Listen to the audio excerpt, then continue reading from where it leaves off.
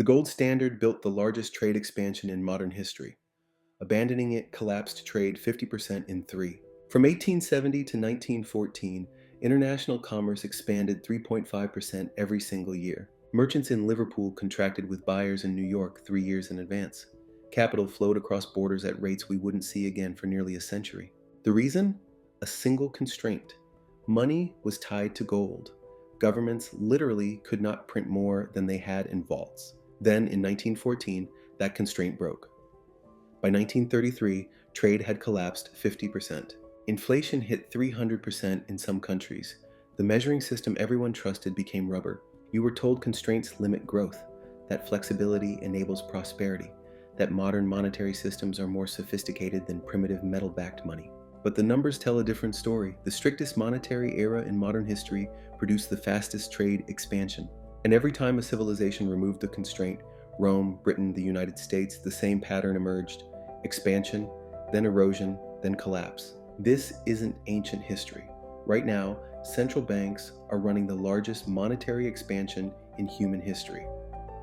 M2 money supply has grown 140% since 2008.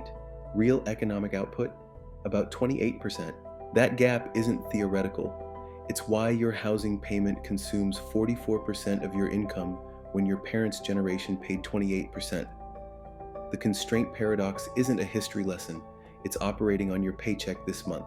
To understand why constraints enable trade, you need to understand what trade actually requires. Not diplomacy, not shipping routes, not even willing buyers and sellers.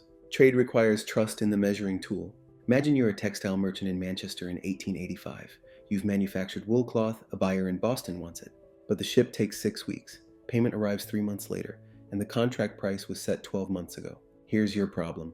If the money you'll receive in 15 months might be worth half what it is today, you can't make this deal. The risk isn't the ocean, it isn't the buyer's honesty, it's the ruler's printing press.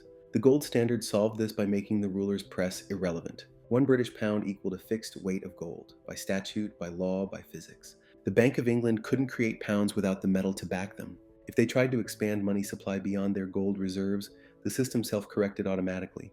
Interest rates rose, gold flowed in, balance restored. Think of it like a valve with a fixed aperture. No matter how desperately governments wanted more money flowing, the physics wouldn't cooperate. The valve could only pass what the gold reserves allowed. And here's the paradox. That limitation enabled massive flow. Because merchants knew the valve couldn't suddenly flood the system, they extended credit confidently. Banks financed trade voyages years in advance. International capital moved at 2 to 4% of GDP annually, levels we didn't reach again until the 1990s. The constraint wasn't limiting commerce. The constraint was enabling it. Predictability was the invisible infrastructure underneath every contract. The gold standard didn't fail because it stopped working. It failed because it worked too well. When World War I erupted in 1914, governments faced a choice: fund the war within gold constraints or abandon the constraints to fund the war. They chose the war. Britain suspended gold convertibility. France followed. Germany had already left. The United States held on until 1933, then broke. In each case, the trigger was identical. Obligations exceeded what the constraint allowed. And in each case, the mechanism that followed was identical too. When you remove the constraint, you remove the predictability. When you remove the predictability, you remove the trust. When you remove the trust, you remove the contracts. September 1931. Britain officially abandons gold convertibility. Within 2 years, international trade contracts by 50%. Not because ships stopped sailing, not because merchants stopped wanting to trade, because no one could trust what the measuring cup would hold next month. Here's what shifted. Under gold, the system operated through automatic discipline. Print too much? Interest rates rise mechanically. No committee decision. No political pressure. Just physics pushing back. Under the new system, discipline became discretionary. Print too much? A committee decides whether that's a problem. Politicians weigh in. Lobbyists argue. The constraint that couldn't be talked around became one that could be negotiated, delayed, explained away. The technology of money didn't change. Paper was always paper.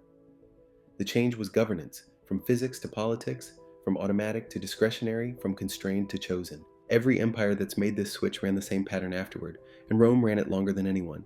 In 14 AD, Roman denarius coins contained 98% pure silver. Merchants across the Mediterranean accepted them without question. You could contract in Rome for delivery in Alexandria, confident that your coins would hold value. Then came Nero. 64 AD. The Great Fire devastates Rome. Military costs mount. Imperial spending exceeds imperial revenue. Nero faces the same three choices every ruler faces: raise taxes, cut spending, or find new money. He chose door number 3. The denarius was debased, silver content reduced, weight cut from 1/72nd to 1/96th of a Roman pound, a 25% haircut disguised as the same coin. And here's what makes this story yours. The debasement was invisible to the generation living through it. Your grandfather holds coins that look identical to yours.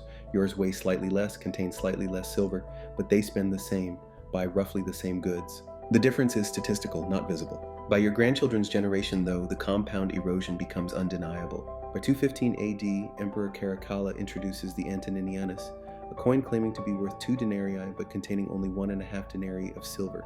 It's a 25% theft hidden in a rebranding. By the 270s, under Aurelian, coins were bronze slugs with a thin silver wash.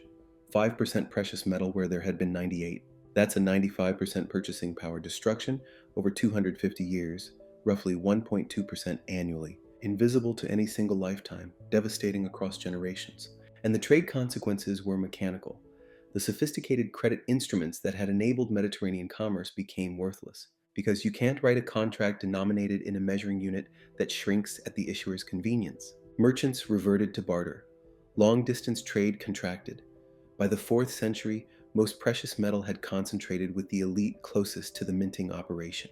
When the Visigoths sacked Rome in 410 AD, they weren't destroying a functional empire. They were picking through the rubble of a monetary system that had already collapsed.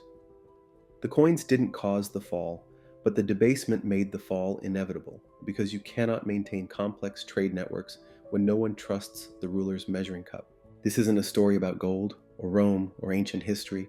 This is a story about the pattern that's running on your bank account right now. In 2008, M2 money supply in the United States stood at roughly $8 trillion. Today, it's $21.6 trillion. That's 140% expansion. Real GDP over the same period grew about 28%. That gap, 140% versus 28%, is the modern debasement. No coins were clipped. No silver was diluted. But the effect is mechanically identical. More units chasing the same real output means each unit purchases less. The Federal Reserve is currently buying treasury bonds in recent operations, injecting liquidity. The constraint that existed under gold, automatic, physical, non-negotiable, has been replaced by a committee meeting 8 times a year to decide how much money should exist. Here's where this hits your life.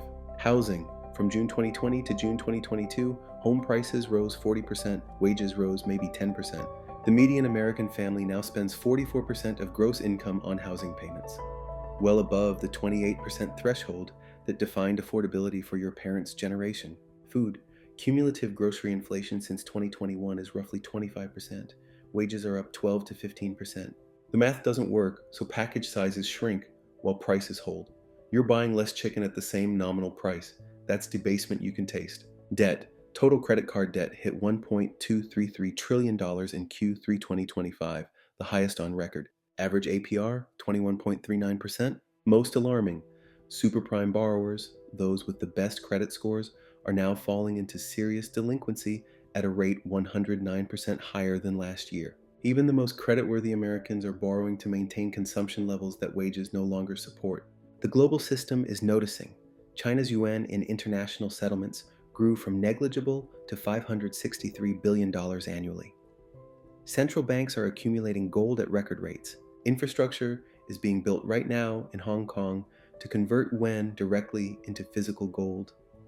The market is trying to rebuild hard constraints, because when the measuring cup becomes rubber, sophisticated actors start looking for metal.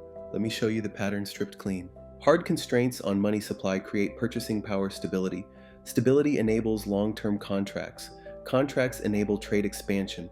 Expansion builds prosperity. Remove the constraint and the sequence reverses. Discretionary expansion erodes purchasing power. Erosion destroys predictability. Lost predictability shortens contracts. Shortened contracts collapse trade. This isn't theory. Gold standard, 3.5% annual trade growth. Constraint removed, 50% trade collapse. Roman denarius, 250 years of debasement, then civilizational failure. Modern M2, 140% expansion against 28% real growth, and the de-dollarization exits are already being built. You can't vote on whether this happens. You weren't consulted when the constraints were removed. Not in 1914, not in 1971, not in 2008. The disclosures exist, but not in a form anyone with a normal job has time to parse. But here's what you can do. You can understand it. Understanding doesn't stop the pattern, but it stops the pattern from surprising you. It stops you from blaming yourself when your paycheck buys less than it did last year. It stops you from wondering why housing costs grow faster than your salary while being told inflation is, quote, under control. The constraint paradox explains why constraints feel like limits, but they're actually infrastructure.